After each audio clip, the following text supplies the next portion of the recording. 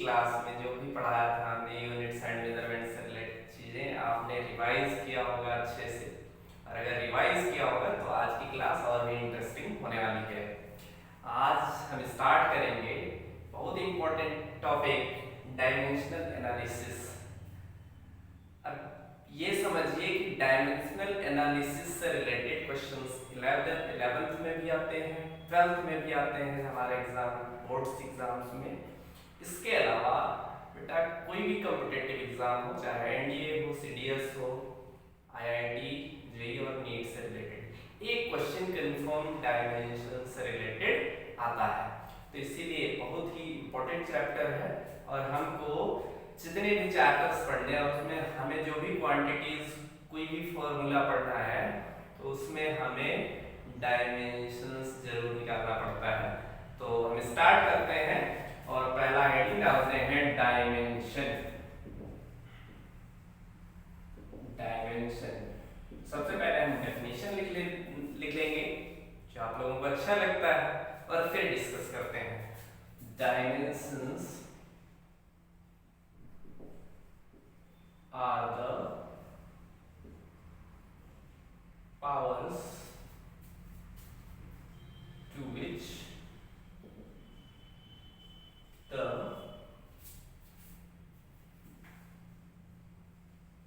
fundamental units are raised in order to express the derived unit of a quantity. Dimensions are the powers to which dimensions क्या है? Powers है to which जो कि fundamental units पर होती हैं, fundamentals per unit होती हैं जो किसको रिप्रेजेंट करने के लिए, किसको एक्सप्रेस करने के लिए यूज होती हैं, डेराइव्ड क्वांटिटीज को एक्सप्रेस करने के लिए यूज होती हैं। क्लियर है? Dimensions are the powers to which the fundamental units are raised to express a derived quantity, a derived unit। ठीक है ना? derived unit पर फंडामेंटल्स यूनिट्स के ऊपर जो पावर्स होती हैं उन्हें ही हम क्या बोलते हैं? डायमेंशंस बोलते हैं। फॉर एग्जांपल जैसे हम बात करते हैं डिस्टेंस की, स्पीड की, तो स्पीड इज इक्वल, ये तुम्हारा क्या है? डायरेक्ट क्वांटिटी है। किस पर डिपेंड करता है? डिस्टेंस अपॉन टाइम पर डिपेंड करता है। ठीक है?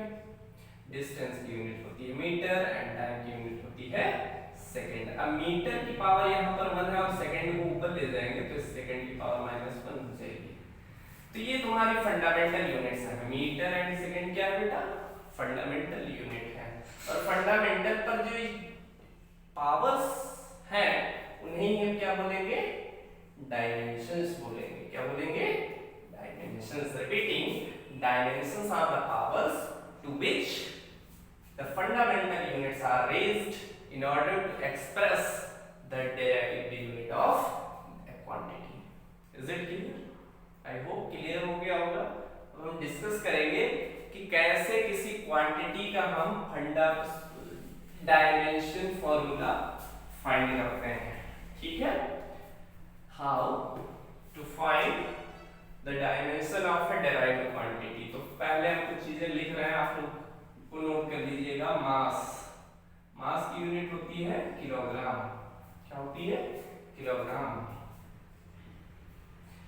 मास इसकी यूनिट किलोग्राम। डायमेंशन में हम कैपिटल M ही यूज करेंगे। क्या यूज करेंगे? Capital M। लेंथ की यूनिट होती है मीटर। लेंथ की जगह पर हम कैपिटल L ही यूज करेंगे, यानी अगर कहीं मीटर है तो उसकी जगह पर कैपिटल L यूज करेंगे। टाइम टाइम की यूनिट होती है सेकंड, और अगर कहीं टाइम आ जाता है, सेकंड आ जाता है, तो उसकी जगह पर हम क्या यूज करेंगे, कैपिटल टी। अगर कहीं आता है temperature,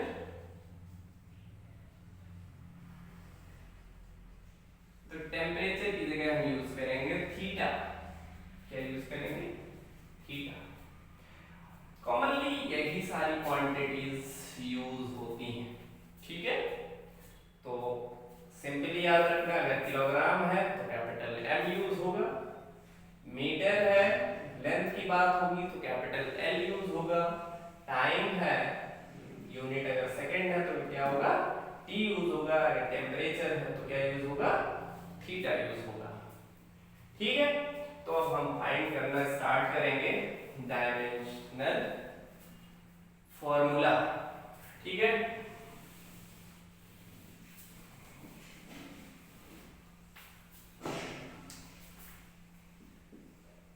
dimensional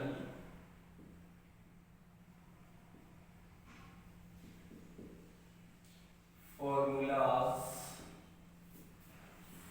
of important quantities। Dimensional formula find करेंगे इंपॉर्टेंट क्वांटिटीज का। फर्स्ट हम बात करते हैं एरिया। एरिया का हमने इससे पहले पढ़ रखा है डेराइव्ड क्वांटिटीज में। एरिया का फॉर्मूला क्या होता है, लेंथ इनटू ब्रेथ। यूनिट क्या होती है, मीटर स्क्वायर। क्या होती है, मीटर स्क्वायर। और मीटर के लिए हम क्या यूज करेंगे, एल स्क्वायर। तो डायमेंशनल फॉर्मूला हो जाएगा एल स्क्वायर, ठीक है। कंफ्यूजन मत रखिएगा, कहीं कहीं पर ये m0 L square T zero, इसका कोई मतलब नहीं है, वैल्यू 1 ये वैल्यू 1 बचेगा तो एल स्क्वायर, तो हम केवल एल स्क्वायर ही यूज करेंगे, ठीक है ना। तो ये तुम्हारा हो गया डायमेंशनल फॉर्मूला किसका, एरिया का। अगर हम डायमेंशन करेंगे तो ये 2 जो है तुम्हारी क्या है, डायमेंशन, ठीक है। तो डायमेंशनल फॉर्मूला ऑफ एरिया हो गया। सेकंड बात करेंगे वॉल्यूम की। तो वॉल्यूम का क्या होता है, मीटर क्यूब। तो डायमेंशनल फॉर्मूला क्या हो जाएगा, एल क्यूब, ठीक है। थर्ड बात करेंगे डेंसिटी। डेंसिटी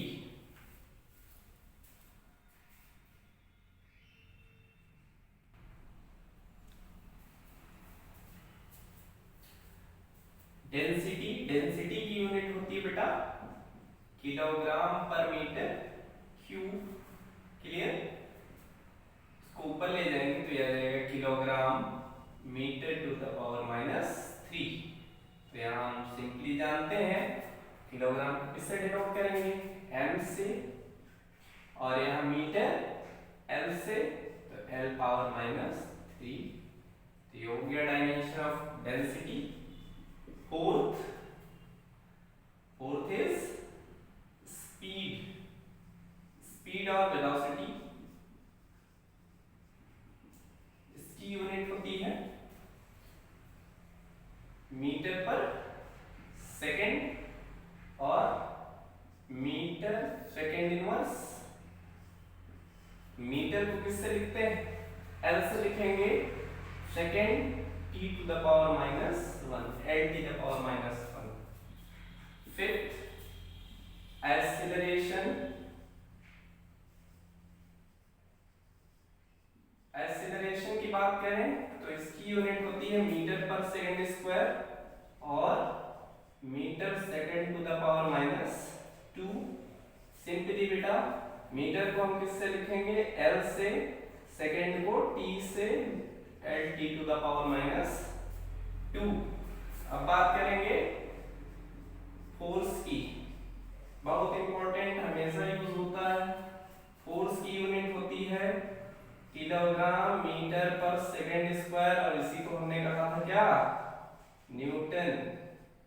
तो याद रखना न्यूटन की क्या हो जाएगी, किलोग्राम एम मीटर एल, और इसको ऊपर ले जाएंगे तो T to the power 2 m and t to the power minus 2 and fifth is work work की यूनिट क्या होगी यहाँ मीटर स्क्वायर हो जाता है वर्क में केवल किलोग्राम मीटर स्क्वायर पर सेकंड स्क्वायर या इसको ही हमने कहा था जूल।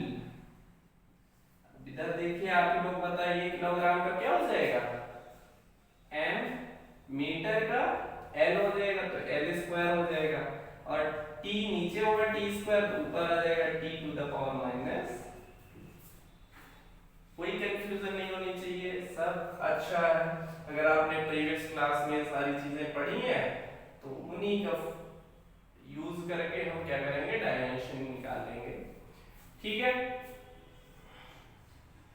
अगर कुछ क्वांटिटीज की बात करें तो जो एनर्जी होती है वो तुम्हारी वर्क ही होती है। वर्क की एनर्जी भी वर्क की यूनिट भी जूल होती है और एनर्जी की भी यूनिट जूल होती है। तो एनर्जी का डायरेक्ट हम यूज करेंगे ml square t to the power minus 2 यानी जूल ही है। तो चार्ज टाइप की एनर्जी हो potential energy kinetic energy magnetic energy electric energy gravitational energy कोई भी स्टैटिक पोटेंशियल जो भी यूनिट होंगी एनर्जी की अगर एनर्जी है तो उसकी यूनिट क्या हो जाएगी बेटा ml square t to the power minus 2।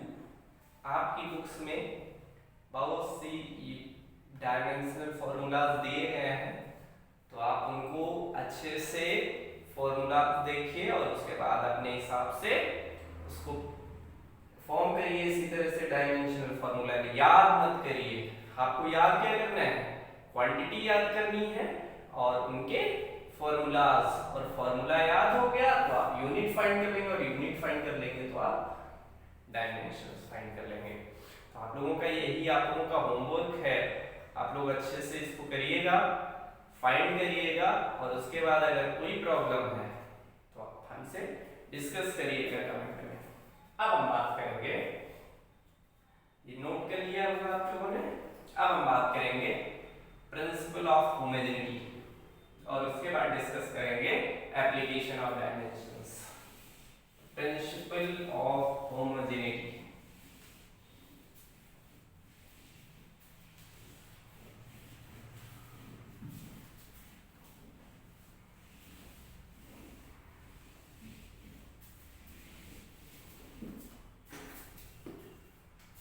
principle of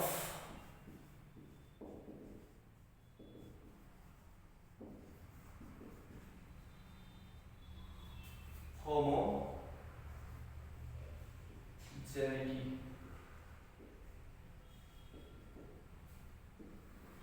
principle of homogeneity क्या होता है बेटा पहले तो हम इसको लिख लेते हैं।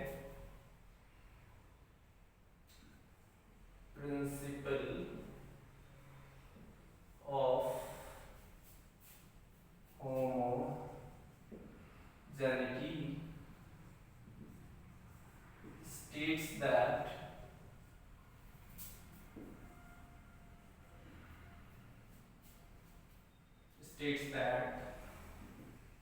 dimensions of each term of a dimensional equation is always same। यानी प्रिंसिपल ऑफ होमोजेनिटी ये कहता है कि अगर कोई फिजिकल इक्वेशन गिवन है कोई भी इक्वेशन गिवन है तो उसमें सभी टर्म्स का डायमेंशन सेम होता है। सभी टर्म्स का डायमेंशन सेम होता है। मतलब जैसे l t to the power minus 1 है तो हम इसको l t to the power minus 1 से ही जोड़ या घटा सकते हैं। यानी इस टर्म की डायमेंशन और इस टर्म की डायमेंशन दोनों क्या होंगी सेम होगी। अगर कोई इक्वेशन है तो उसमें सारी डायमेंशंस क्या होंगी, इक्वल होंगी, और अगर इक्वल नहीं है तो वो हमारी इक्वेशन क्या होगी, गलत होगी।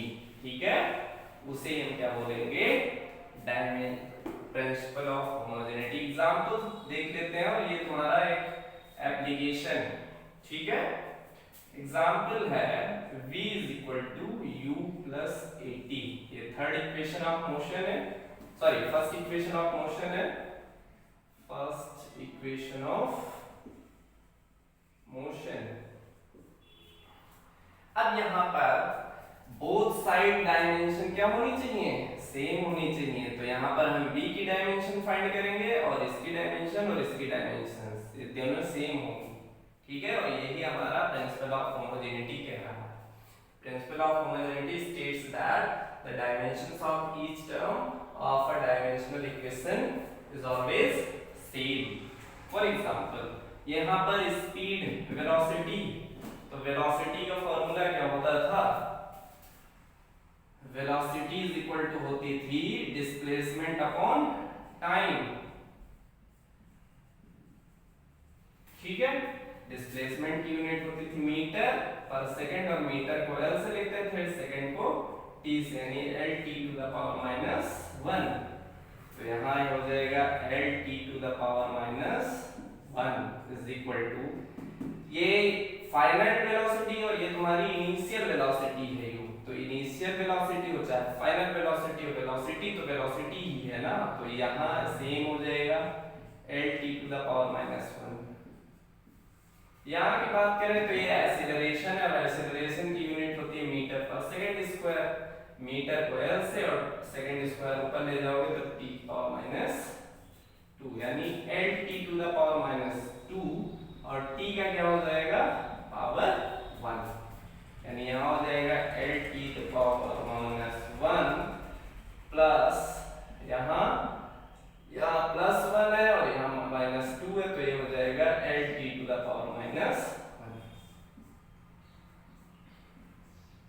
इसको हम, ये दोनों सेम है तो इसको ये हो जाएगा 2 L T to the power minus 1 is equal to L T to the power minus 1।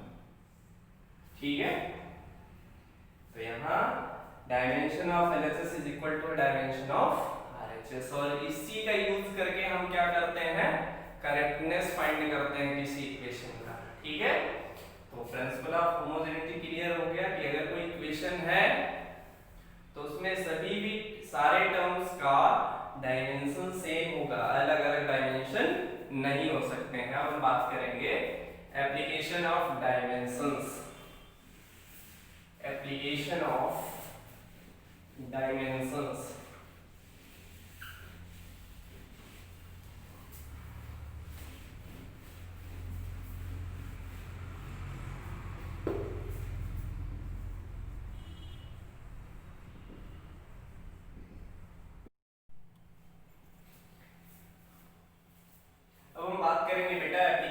Dimensions की। ठीक है, तो कोई भी एग्जाम हो बेटा, उसमें जो एप्लीकेशन ऑफ डायमेंशन मैक्सिमम पूछा जाता है आपके, चाहे यूनिट टेस्ट हो या हाफ ईयरली एग्जाम हो या एनुअल एग्जाम हो, उससे रिलेटेड क्वेश्चन कंफर्म आएगा एप्लीकेशंस ऑफ डायमेंशन से। तो फर्स्ट एप्लीकेशन है आपका टू चेक, या ऐसे लिख लो, to check the correctness of given equation। कोई इक्वेशन गिवन होगी और आपको करेक्टनेस चेक करना होगा by using dimensions. Using dimensions हमको क्या करना होगा, इस इक्वेशन की करेक्टनेस चेक करना होगा। तो हम यहाँ पर एक एग्जांपल भी देख लेते हैं। Suppose that s is equal to है ut plus half at square. यहाँ पर ये क्या है, सेकेंड इक्वेशन ऑफ मोशन है, सेकेंड इक्वेशन ऑफ मोशन है। ठीक है, तो यहाँ पर हम देखेंगे कि LHS और RHS की डायमेंशंस इक्वल है कि नहीं। तो यहाँ ये डिस्प्लेसमेंट होता है और डिस्प्लेसमेंट की यूनिट क्या होती है मीटर और इसका डायमेंशन हो जाएगा एल। u का हमने अभी प्रीवियस क्वेश्चन में डिस्कस किया है कि u तुम्हारी इनिशियल वेलोसिटी है यानी हो जाएगा lt to the power minus 1 और टाइम t है सेकंड हो जाएगा तो t हो जाएगा प्लस हाफ हमारी कोई न्यूमेरिकल वैल्यू तो इससे कोई लेना देना नहीं। एक्सेलरेशन का होता है lt to the power minus 2 और टाइम है तो आ जाएगा t स्क्वायर। ठीक है हाँ l यहाँ t प्लस 1 है और यहाँ माइनस 1 है, दोनों प्लस माइनस ऐड होंगे तो क्या हो जाएगा 0 हो जाएगा तो ये l ही बचेगा केवल। और यहाँ माइनस 2 और ये प्लस 2 0 हो जाएंगे, यहाँ हो जाएगा l आ जाएगा 2l is equal to l। तो हम यहाँ देखते हैं कि डायमेंशन दोनों तरफ की क्या इक्वल है तो सिंपली लिखोगे since the dimension of LHS is equal to dimension of RHS, so given equation is correct। तो दी गई इक्वेशन क्या है बेटा करेक्ट है, क्लियर है। इसी टाइप के आपकी क्वेश्चन आपकी बुक में बहुत से क्वेश्चंस होंगे करेक्टनेस चेक करने के लिए, तो आप लोग करिएगा। अगर कोई प्रॉब्लम आती है तो आप लोग कमेंट में क्वेश्चंस पुट करिएगा, हम आपको इसको डिस्कशन करेंगे इससे रिलेटेड। या आप हमारे Telegram channel Amit Mishra Amit physics academic physics bye Amit Mishra पर भेज सकते हैं क्वेश्चन। एकेडमिक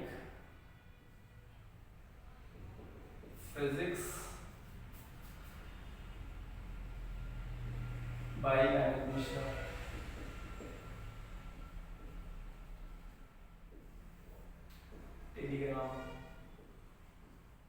टेलीग्राम लिंक है, तो कोई भी क्वेश्चन होगा इससे रिलेटेड आप लोग डिस्कस करिएगा। फिर हम बात करेंगे सेकंड एप्लीकेशन की। सेकंड एप्लीकेशन है बहुत important to find the relation between given physical quantities। Second application to find the relation between different physical quantities. Different physical quantities given होंगी और उनके बीच हमको क्या फाइंड करना होगा रिलेशन फाइंड करना होगा, बहुत इंपॉर्टेंट है। तो इससे रिलेटेड हम एक एग्जांपल ले लेते हैं, आप लोग अच्छे से समझिएगा। एक एग्जांपल ये है, पहले तो हम क्वेश्चन लिखेंगे एग्जांपल का, ठीक है। Time period of a simple pendulum depends on length of thread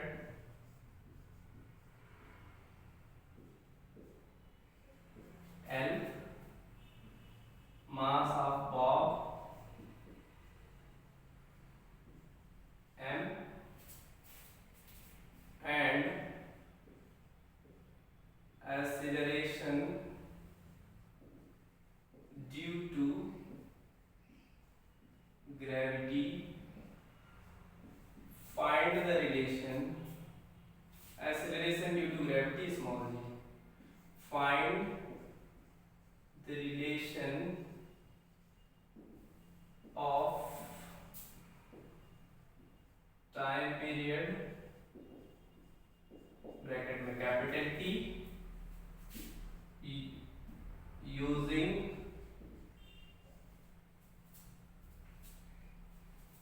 dimension. Question ये है, इसी टाइप से क्वेश्चन आएगा आपका, कंफर्म है। Time period of a simple pendulum depends, कौन डिपेंड कर रहा है? टाइम पीरियड डिपेंड कर रहा है किस पर? Length of thread. Simple pendulum तो आप लोग जानते हैं, जो वॉच में लगा रहता है। इसके अलावा आप लोगों का एक्सपेरिमेंट है, एक रीड सपोर्ट से बांध दिया जाता है और उसके बाद ये क्या करता है, टू एंड फ्रो एक डेफिनेट पॉइंट से मूव होता है, ठीक है। तो उसे ही हम सिंपल पेंडुलम बोलते हैं। तो वो किस पर डिपेंड कर रहा है? लेंथ ऑफ थ्रेड, थ्रेड की लेंथ होती है एल पर डिपेंड कर रहा है। मास ऑफ बॉब, जो नीचे पेंडुलम होता है उसे हम क्या बोलते हैं? बॉब बोलते हैं। और acceleration due to gravity G पर डिपेंड करता है। अब हमको फाइंड करना है टाइम पीरियड का रिलेशन, किसका यूज करके? डायमेंशंस का। तो जैसा बताते हैं आप लोग वैसा ही करिएगा। क्या चीज डिपेंड हो रही है? Time period. Solution time period depend किस पर कर रही है? लेंथ पर डिपेंड कर रही है, तो हम एल लिख देते हैं। और किस पर डिपेंड कर रही है? मास पर, एम लिख देते हैं। और किस पर डिपेंड कर रही है? जी पर। एम लिख लिया, एल लिख लिया और जी लिख लिया। और इनकी पावर्स हमने कुछ कंसीडर कर ली, ए, बी और सी, ठीक है। कोई ए, बी, सी पावर्स है, कोई भी वैल्यू। अब हम क्या करेंगे? प्रोपोर्शनैलिटी साइन हटाएंगे, यानी ये इस पर डिपेंड कर रही है। प्रोपोर्शनैलिटी साइन हटाओगे तो क्या ऐड होगा? एक कांस्टेंट के ऐड होगा और ये सारी चीजें ऐसे रहेंगे। ध्यान रखिए ना, इसको इक्वेशन नंबर 1 कंसीडर कर लेना। और यहाँ पर वेयर के इज पी प्रोपोर्शनैलिटी कांस्टेंट है, जिसे हम क्या? प्रोपोर्शनैलिटी कांस्टेंट है जिसकी कोई डायमेंशन नहीं होती। क्योंकि कांस्टेंट है तो उसकी कोई डायमेंशंस नहीं होगी। अब हम क्या लिखेंगे? दोनों साइड में इक्वेशन 1 के दोनों साइड की जो डायमेंशंस है वो लिखेंगे। Now right dimensions of both side in equation first equation में हम क्या लिखेंगे? डायमेंशंस लिखेंगे दोनों साइड। तो यहाँ पर हो जाएगा t टाइम पीरियड का t ही होगा, बाकी m भी 0 होगा और l भी क्या होगा? 0 होगा। इक्वल k की कोई डायमेंशन नहीं होती। m क्या है बेटा? मास है, तो ये कैपिटल M हो जाएगा, m की पावर a। l क्या है? L है तुम्हारी लेंथ, तो ये L ही हो जाएगा, m की पावर b। और g है acceleration due to gravity. Acceleration इसका मतलब ये हो जाएगा lt टू द पावर -2 की होल पावर c हो जाएगा। क्लियर है? टाइम की डायमेंशन t होता है, बाकी सब 0 है, इसमें हमसे कोई लेना देना नहीं। m मास है तो m की पावर a हो जाएगा, l लेंथ है तो l हो जाएगा, g एक्सेलरेशन है, क्या है? एक्सीलरेशन है ड्यू टू ग्रेविटी। तो एक्सीलरेशन की डायमेंशन हमें पता है, t टू द पावर -2 होती है। अब यहाँ पर m0, l0 और t है 1 इक्वल m, दोनों किसी में नहीं है तो ये m हो जाएगा m की पावर a। यहाँ पर l की पावर b और यहाँ l की पावर c है, तो मल्टीप्लाई में पावर क्या होती है? ऐड हो जाती है, यानी l की पावर b है इंटू l की पावर यहाँ पर c है, दोनों ऐड हो जाएंगे, पावर्स क्या हो जाएंगी? ऐड हो जाएंगे। तो b प्लस c और t की पावर क्या हो जाएगी? और कहीं तो है नहीं, तो माइनस का 2c हो जाएगा। ये इतना हो गया। अब हम दोनों तरफ की डायमेंशंस को क्या करेंगे? कंपेयर करेंगे। On comparing dimensions of both side, दोनों साइड की डायमेंशंस को हम क्या कर लेंगे? कंपेयर कर लेंगे। कंपेयर कर लीजिए। तो यहां से m की पावर 0 और यहां m की पावर a है, तो a किसके बराबर हो जाएगा? m हो जाएगा, सॉरी a हो जाएगा 0 के इक्विवेलेंट। यहां m की पावर a और यहां m की पावर 0, तो 0 के बराबर क्या हो जाएगा? a। यहाँ n की पावर 0 है, यहाँ b प्लस c है n की पावर, तो b प्लस c भी किसके बराबर हो जाएगा, 0 के बराबर। और यहाँ पर माइनस 2c, यहाँ पर पावर 1 होगी, है नहीं, तो माइनस 2c हो जाएगा 1 के, तो c की वैल्यू क्या हो जाएगी, -1/2। यहाँ से b हो जाएगा माइनस c के इक्विवेलेंट, तो यहाँ c की वैल्यू -½ है, तो b की वैल्यू भी क्या हो जाएगी, +½ ठीक है। a b c की वैल्यू हम कहाँ पर पुट करेंगे, इक्वेशन 1 में, putting values of a b c in equation first. Equation first में हम क्या करेंगे, इन सब की वैल्यूज को पुट कर देंगे, पुट करिए, तो यहाँ आ जाएगा t = k, m की पावर क्या है, a मतलब 0 हो जाएगा, l की पावर b, और b की वैल्यू क्या आई है, ½ और g की पावर क्या है, -½ किसी की पावर अगर 0 है तो वैल्यू हो जाती है 1, यानी कि m खत्म हो जाएगा। यहाँ आ जाएगा l की पावर ½ इसको नीचे ले आएंगे तो ये हो जाएगा g की पावर ½ अगर इसको हम ½ है तो इसको हम इस तरह लिख सकते हैं k√L/g।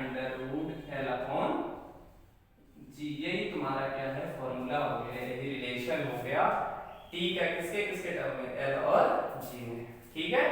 अब आप लोगों को बस इतना ही करना है, कैसे कोई लेना देना नहीं है, अब आप लोग जानते नहीं, अदरवाइज k की वैल्यू हम आगे पढ़ेंगे 2 पाई होती है, तो t = हो जाएगा √L/g, 2 पाई √L/g यूज होता है, ठीक है।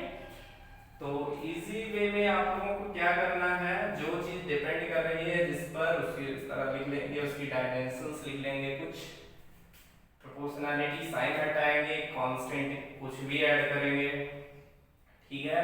उसको इक्वेशन 1 कंसीडर कर लिया, k की कोई डायमेंशन नहीं तो उसे नहीं लिखेंगे, बाकी दोनों साइड की जो जो डायमेंशंस हैं उनको हम लिख लेंगे और फिर इनको ऐड कर लेंगे और उसके बाद कंपेयर कर देंगे, a b c की जो वैल्यूज आएंगी यहाँ पर पुट करेंगे और जो आएगा निकल के वही तुम्हारा रिलेशन होगा, ठीक है।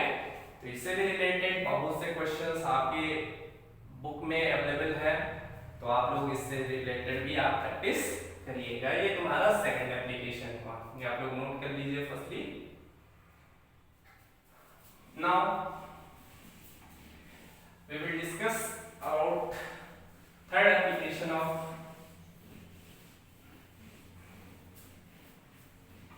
dimension.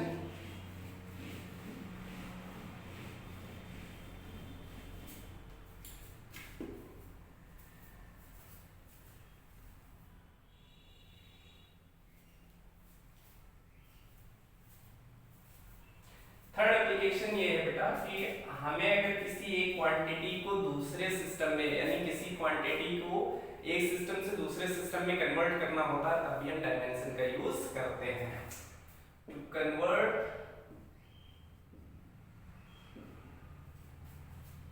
अ क्वांटिटी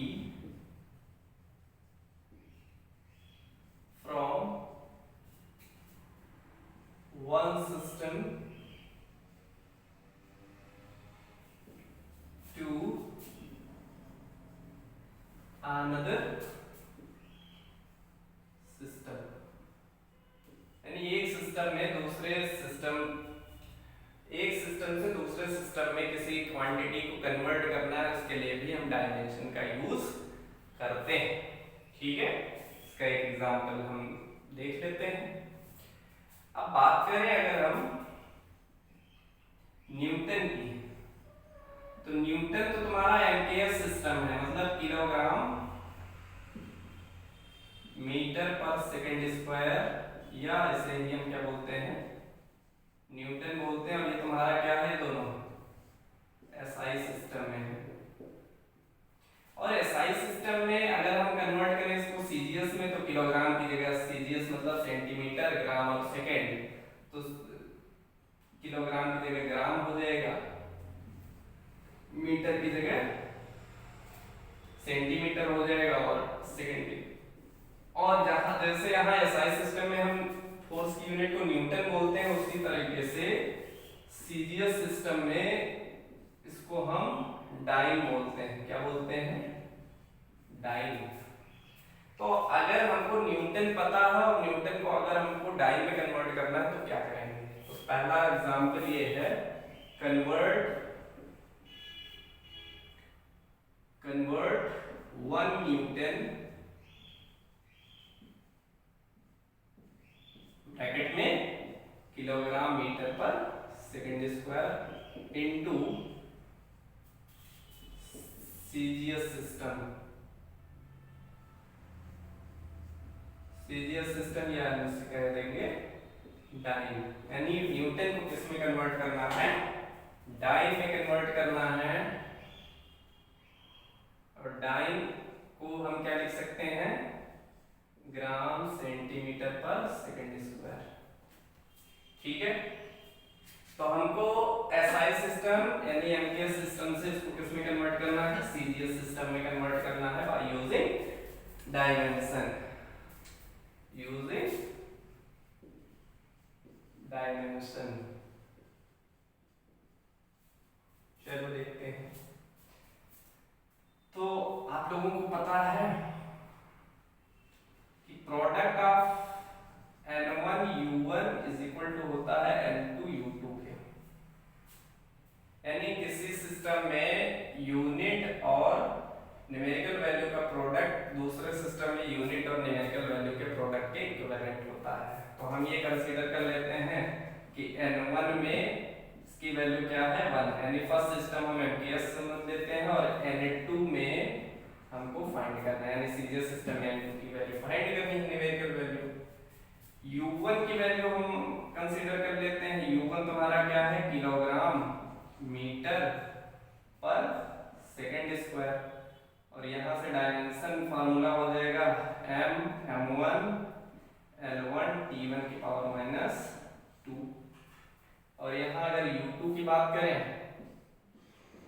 तो U2 हो जाएगा ग्राम सेंटीमीटर पर सेकेंड स्क्वायर, या इसे हम लिख सकते हैं m2 l2 t2 की पावर -2।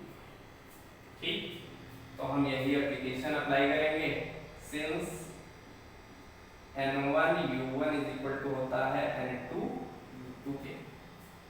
ठीक है, N1 की वैल्यू है 1 इंटू ये हो जाएगा m1 l1 t1 की power -2 is equal to N2 की वैल्यू हमको फाइंड करना है, हो जाएगा m2 l2 t2 की पावर -।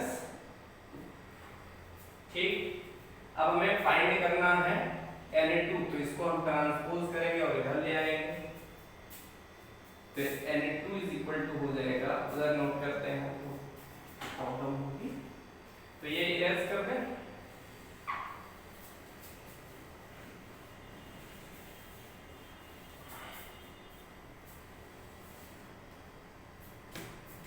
यहां से N2 इज इक्वल टू हो जाएगा m1 अपॉन m2। यहां हो जाएगा l1 अपॉन l2। यहां हो जाएगा t1 अपॉन t2 की होल पावर -2। यहां पर अब हम डायमेंशन यूनिट लिखेंगे। हमारा m1 क्या है? m1 है किलोग्राम, तो यहां हो जाएगा किलोग्राम पर ग्राम हो जाएगा। m2 की वैल्यू क्या है? ग्राम है। यहां पर l1 क्या है? मीटर, और यहां सेंटीमीटर। यहां सेकंड है और दोनों में सेकंड है, इसका कोई इफेक्ट नहीं होगा। सेकंड से सेकंड कैंसिल, यानी 1 की पावर -2, कोई चेंजेस नहीं है। यहाँ किलोग्राम को ग्राम में कन्वर्ट करोगे तो 1000 ग्राम हो जाएंगे और ये ग्राम ही रहेगा। यहाँ मीटर को सेंटीमीटर में तो 100 सेंटीमीटर होता है अपॉन सेंटीमीटर, और यहाँ कुछ नहीं बचा, 1 बचा, 1 की पावर कुछ भी करोगे 1 ही आएगा। यहाँ ग्राम से ग्राम कैंसिल, तो सेंटीमीटर को सेंटीमीटर, क्या आ जाएगा 100 इंटू 1000 इंटू 100, यानी इसको हम लिख सकते हैं 10 टू द पावर 5, यानी n2 की वैल्यू क्या आ गई 10 टू द पावर 5, यानी n1 तुम्हारा 1 न्यूटन था, लेकिन n2 अगर डाइन में कन्वर्ट करोगे तो कितना आ जाएगा 10 टू द पावर 5, यानी n2 की वैल्यू हो जाएगी 10 टू द पावर 5, यानी 1 न्यूटन बराबर किसके होगा 10 to the power 5 joule, sorry dyne, क्या यूनिट होगी डाइन। आप लोगों के लिए क्वेश्चन है, आप लोग करिएगा। 1 जूल को कन्वर्ट करना है अर्ग में, जैसे यहाँ पर न्यूटन एसआई सिस्टम में यूनिट है और डाइन सीजीएस में है, इसी टाइप से जूल एनर्जी या वर्क की यूनिट है एसआई में, और अर्ग क्या है सीजीएस में है। याद रखना ये किसमें है सीजीएस में, ठीक है। तो ये आप लोगों के लिए क्वेश्चन है, आप लोगों को ये समझ में आया होगा, आई होप। अच्छे से प्रैक्टिस करिए, और फिर नेक्स्ट क्लास में हम स्टार्ट करेंगे मोशन इन अ प्लेन, और एक चैप्टर छोड़ेंगे अभी, आगे बाद में पढ़ाएंगे, बट एक चैप्टर अभी के लिए छोड़ेंगे। अगर अगला चैप्टर हम स्टार्ट करेंगे motion in a plane. So thank you.